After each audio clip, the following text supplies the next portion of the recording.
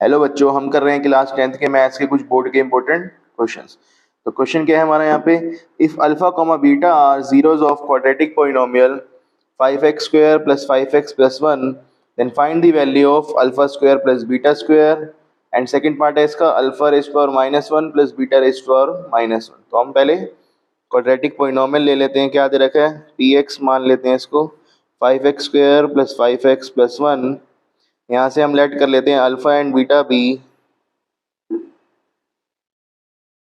To zeros of given polynomial.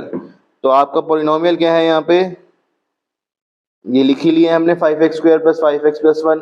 अब सम of zeros यानी कि अल्फा प्लस बीटा क्या होगा, sum of zeros which is alpha plus beta क्या होता है, माइनस बी बाई ए। अब b क्या है यहाँ पे 5 है, a यहाँ पे 5 है, तो माइनस बी बाई ए होता है। b यहाँ पे 5 है और a भी 5 है। यहाँ से सम ऑफ जीरोस क्या आ गया आपका, -1। सिमिलरली प्रोडक्ट ऑफ जीरोस निकाल लेते हैं हम। प्रोडक्ट ऑफ जीरोस क्या होगा आपका, अल्फा बीटा जो कि c बाई ए होता है। c क्या होती है, कांस्टेंट टर्म, और a coefficient of x square 5 है, तो यहाँ की वैल्यू आ गई 1/5। अब फर्स्ट पार्ट देखते हैं जिसमें हमें निकालना क्या है, alpha square plus beta square. तो इसको हम इस तरीके से निकालेंगे, alpha square plus beta square को हम लिख सकते हैं अल्फा बीटा, ये लिख लिया हमने alpha square plus beta square. इसको हम लिख सकते हैं अल्फा प्लस बीटा का होल स्क्वायर -2 अल्फा बीटा। तो अल्फा प्लस बीटा हमने क्या निकालना है, -1, तो -1 का स्क्वायर -2। अल्फा बीटा की वैल्यू क्या है, 1/5। ये हो गया आपका 1 माइनस 2/5।